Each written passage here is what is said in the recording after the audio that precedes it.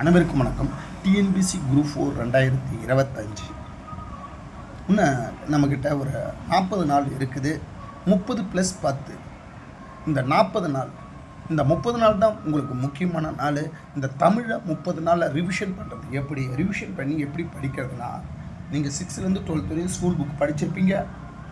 இந்த கோனார் பொது Tamil previous question paper, இந்த ப்ரீவியஸ் கொஸ்டின் பேப்பர் பார்த்தீங்கன்னா 2012லேருந்து 2024 எலிஜிபிள் டெஸ்ட், 2021லேருந்து 2024 வரை எலிஜிபிள் டெஸ்ட் நடந்திருக்குது.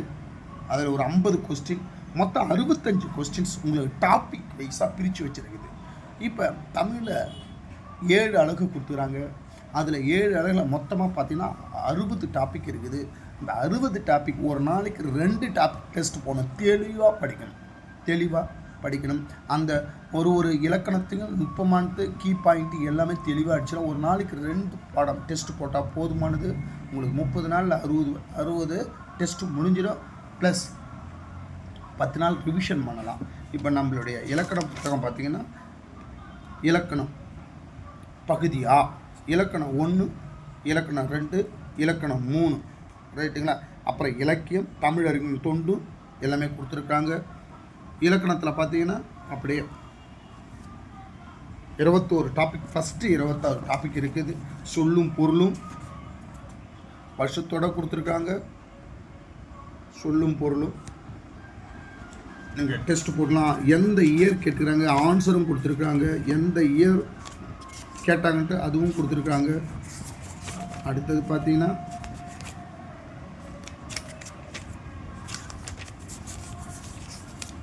நூல் ஆசிரியர்கள், நூல் ஆசிரியர்கள், ரைட்டுங்களா. வருஷத்தோடு கொடுத்துருக்காங்க. தெளிவாக உட்காந்து டெஸ்ட் போட்டால் போதுமானது. தொடர்பும் அறிதல், இத்தொடரால் குறிக்கப்படும் சான்றோர் அது கொடுத்துருக்காங்க.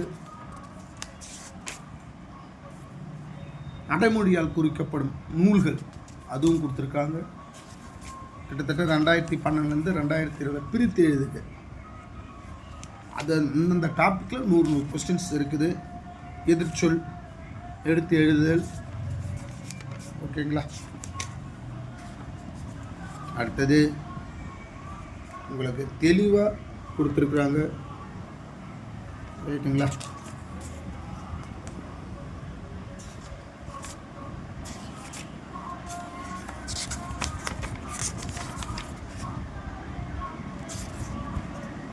வழுவு சொற்களை நீக்குதல், பிறமொழி சொற்களை நீக்குதல், பிறமொழி சொல்லின் இணையான தமிழ்ச்சொல், டாபிக் வைஸு உங்களுக்கு கொடுத்துருக்காங்க. அழகாக பயிற்சி பண்ணணும். கலைச்சொற்கள், ரைட்டுங்களா. ஆங்கில சொல்லுக்கு நேரான தமிழ்ச்சொல், ஒரு கலைச்சொற்கள் பார்த்தீங்கன்னா ரொம்ப 10 மார்க் கேட்குறாங்க. கலைச்சொற்கள் டெய்லியுமே நீங்கள் ப்ராக்டிஸ் பண்ணணும். இனிமேல் நீங்கள் எழுதி ப்ராக்டிஸ் தான் பண்ணணும். இந்த 30 நாளில் நீங்கள் ப்ராக்டிஸ் பண்ணணும். ஒலி வேறுபாடு அறிந்து சரியான பொருளை ரைட்டுங்களா. இந்த மாதிரி பார்த்தீங்கன்னா உங்களுக்கு டாபிக் வைஸ் வேர்ச்சொல், வினைமுற்று எல்லாமே கொடுத்துருக்காங்க. அழகாக நீங்கள் என்ன பண்ணலாம், டெஸ்ட்டு போட்டு பார்த்துடலாம். அகர வரிசை, ஓகேங்களா. தெளிவாக பார்க்கணும். ஒரு நாளைக்கு 2 டாபிக் டெஸ்ட்டு கண்டிப்பாக ஓஎம்ஆர் ஷீட்டில் டெஸ்ட்டு போடணும். ஓஎம்ஆர் டெஸ்ட்டு வந்து அந்த ஓஎம்ஆர் டெஸ்ட்டு நீங்கள் பழகப்படுத்திக்கணும். ஏன்னா நீங்கள் உங்களுக்கு ஆப்ஷன் பி தெரிஞ்சிருக்கும். அந்த ஓஎம்ஆரில் தவறாக சியில் ஷேட் பண்ணுறீங்க, அதனால் ஷேட் பண்ணால் தவறாக இருக்கும். அந்த ஓஎம்ஆரில் வந்து அந்த ரவுண்டு விட்டு வெளியே போகக்கூடாது. அது பழக தான் நீங்கள் ஓஎம்ஆர் ஷீட்டு இங்கே ப்ராக்டிஸ் தேவை, கண்டிப்பாக தேவை. அடுத்தது இலக்கண குறிப்புதல், கண்டிப்பாக இந்த மாதிரி டாபிக் வைஸு உங்களுக்கு கொடுத்துருக்காங்க,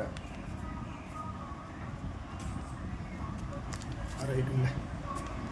எதுகை மோனை ஏபு கட்டுங்களை, எதுகை மோனை டாபிக் வைஸ் கொடுக்குறாங்க.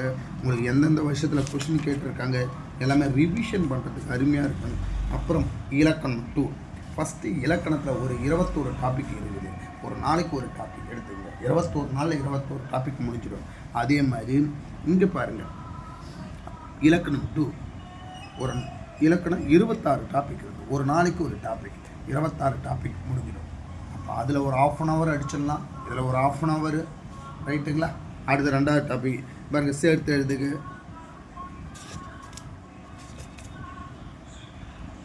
சொல்லுக்கான பொருளை தேர்வு செய்தல். அடுத்தது பார்த்தீங்கன்னா இலக்கணம் 3, இதில் ஒரு 23 டாபிக் இருக்குது. அப்போ தமிழை 3ஆக பிரிச்சிருங்க. ஒன்று பார்ட் 1, பார்ட் 2, பார்ட் 3, ரைட்டுங்களா? பார்ட் 1ல் ஒரு 100 கொஸ்டின் டெஸ்ட், பார்ட் 2ல் ஒரு 100 கொஸ்டின், பார்ட் 3ல் ஒரு 100 கொஸ்டின்.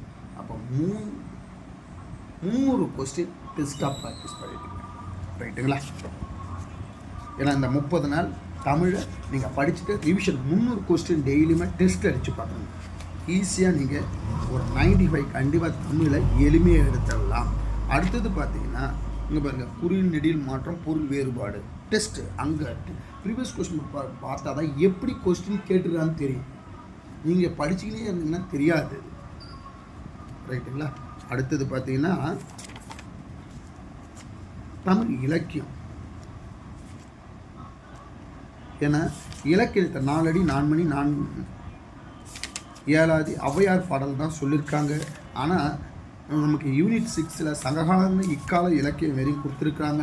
அதனால் நம்ம எல்லாமே படிச்சிடணும். சங்க காலத்துலேருந்து எங்கள் திருக்குறள், சங்க காலத்துலேருந்து இக்கால வரையும் நம்மக்கிட்ட கொடுத்துருக்காங்க. அதனால் எல்லாமே டெஸ்ட் போட்டு பார்த்துக்கணும். அதுவும் கொடுத்துருக்காங்க.